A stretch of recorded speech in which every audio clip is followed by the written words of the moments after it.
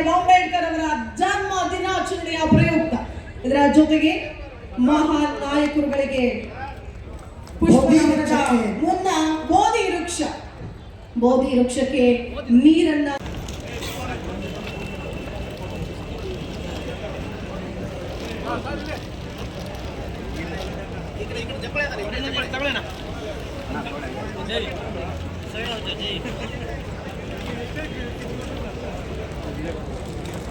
ಈ ಕಾರ್ಯಕ್ರಮದ ಅಧ್ಯಕ್ಷತೆಯನ್ನು ವಹಿಸಿರ್ತಕ್ಕಂಥ ಮಾನ್ಯ ಗೌರವಾನ್ವಿತ ಸಚಿವರಾದ ಶ್ರೀ ರಿಜ್ವಾನ್ ಅಹಮದ್ ಸಾಹೇಬರು ಸಹ ಸ್ವಾಗತವನ್ನ ಕೋರುತ್ತೇನೆ. పత్రిక వాళ్ళ వస్తారు ఇంకా మళ్ళీ మీకు అడుగుతాను వాళ్ళు ఇస్తారండి మళ్ళీ ఆమె ಎಚ್ ಎನ್ ಅಣ್ಣಯ್ಯ ಅವರು ಹಾಗೆಯೇ ಡಾಕ್ಟರ್ ಹನುಮಂತರಾವ್ ಬಿ ದೊಡ್ಮನಿ ಅವರು ಶೋಭಾ ಗಸ್ತಿ ಅವರು ಬನ್ನಿ ದಯಮಾಡಿ ವೇದಿಕೆಗೆ ಬರಬೇಕು. ಜೋರಾದ ಚಪ್ಪಾಳೆ ಬರಲಿ. ಮಹಾನ್ ನಾಯಕರಿಗೆ ಪುಷ್ಪ ನಮನ. ತದನಂತರ ಇದೀಗ ಅಂಬೇಡ್ಕರ್ ಪ್ರಶಸ್ತಿಗೆ ಭಾಜನರಾದವರನ್ನು ಕೂಡ ವೇದಿಕೆ ಮೇಲೆ ಬರಮಾಡಿಕೊಳ್ಳೋಣ. ಇದೇ ಸಂದರ್ಭದಲ್ಲಿ ಬಂಧುಗಳೇ, ಬಾಬಾ ಸಾಹೇಬ್ ಅಂಬೇಡ್ಕರ್ ಅವರ ಭಾವಚಿತ್ರ ಬಾಬು ಜಗಜೀವನ್ ರಾವ್ ಬಾಬಾ ಸಾಹೇಬ್ ಪುಸ್ತಕಕ್ಕೆ ಅಟ್ಯಾಕ್ ಮಾಡ್ತಾರೆ. ಆವಾಗ ಅಲ್ಲಿದ್ದಂಥ ಒಬ್ಬ ಮುಸ್ಲಿಂ ಲೀಗ್ನ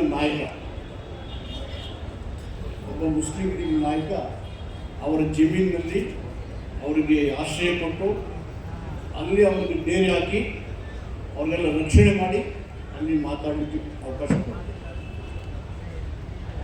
ಮತ್ತು ಮೊದಲನೇ ಮಹಾರ್ ರೆಜಿಮ್ ಪ್ರಾರಂಭ ಆಗಿದ್ದು ಕಾಶ್ಮೀರದಲ್ಲಿರ್ತಕ್ಕಂಥ ಮಹಾರ್ ರೆಜಿಮ್ 500 ಜನ ಸೈನಿಕರು 24,000 ಪೇಶ್ವೆಗಳ ಸೈನಿಕರನ್ನು ಸದೆಬಡಿದಿದ್ದು ಇತಿಹಾಸದಲ್ಲಿ ನಿರ್ಮಾಣ ಆಗಿ ಜನವರಿ 1ನೇ ತಾರೀಕಲ್ಲಿ ಹೋಗ್ತಾ ಇದೆ.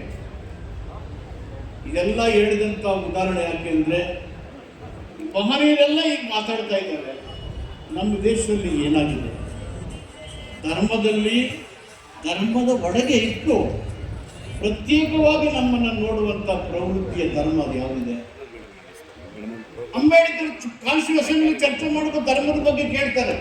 ಎಲ್ಲರಿಗೂ ಕೂಡ ತುಂಬ ಹೃದಯದ ಅಭಿನಂದನೆಗಳು. ಒಂದು ಜೋರಾದ ಚಪ್ಪಾಳೆ ಬಂಧುಗಳೇ. ಎಲ್ಲ ಪ್ರಶಸ್ತಿ ಪುರಸ್ಕೃತರಿಗೆ ನಿಮ್ಮ ಈ ಸಂವಿಧಾನ ಇಲ್ಲೇ ಹೋಗಿದ್ದಾರೆ. ನಾನು ಇವತ್ತು ಇಲ್ಲಿ ಮಾತಾಡಲಿಕ್ಕೆ ಸಾಧ್ಯನೇ ಆಗ್ತಾ ಇದೆ. ಬಾಬಾ ಸಾಹೇಬ್ ಅಂಬೇಡ್ಕರ್ ಅವರು ಕೊಟ್ಟಿರ್ತಕ್ಕಂಥ ಸಂವಿಧಾನದಿಂದ ಇವತ್ತು ರಾಜ್ಯದ ಮುಖ್ಯಮಂತ್ರಿ ಆಗಿದ್ದೇನೆ.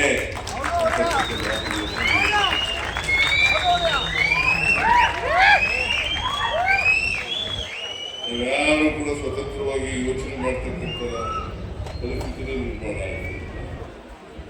ಆದರೆ ಒಂದು ನೋವು ಸಂಗತಿ ಏನಪ್ಪ ಅಂತಂದ್ರೆ, ಇನ್ನೂ ನಾವು ಸಂಪೂರ್ಣವಾಗಿ ಅಲ್ವಾ, ಅದಕ್ಕೋಸ್ಕರ ಬಾಬಾ ಸಾಹೇಬ್ ಅಂಬೇಡ್ಕರ್ ಅವರು ನಮಗೆ ಬಹಳ ಎಚ್ಚರಿಕೆಯ ಮಾತನ್ನ ಹೇಳಿದ್ದಾರೆ. ಶಿಕ್ಷಣ, ಸಂಘಟನೆ, ಹೋರಾಟ. ಶಿಕ್ಷಣ, ಸಂಘಟನೆ, ಹೋರಾಟ. ಇನ್ನ ಕರ್ನಾಟಕದ 7 ಕೋಟಿ ಜನರು ಪಡ್ಕೋಬೇಕು, ಮತ್ತೆ ದೇಶದ 140 ಜನರು ಕೂಡ ಪಡ್ಕೋಬೇಕು ಅಂತಕ್ಕಂಥದ್ದು ಬಾಬಾ ಸಾಹೇಬರ ಆಶಯ ಆಗಿತ್ತು. ನಮಸ್ಕಾರ.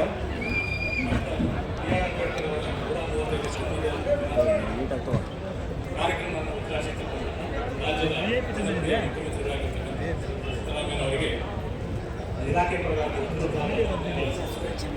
ಹಾಗೆ ಈ ಕಾರ್ಯಕ್ರಮದ ಕಾರ್ಯಕ್ರಮ ಅಚ್ಚುಕಟ್ಟಾಗಿ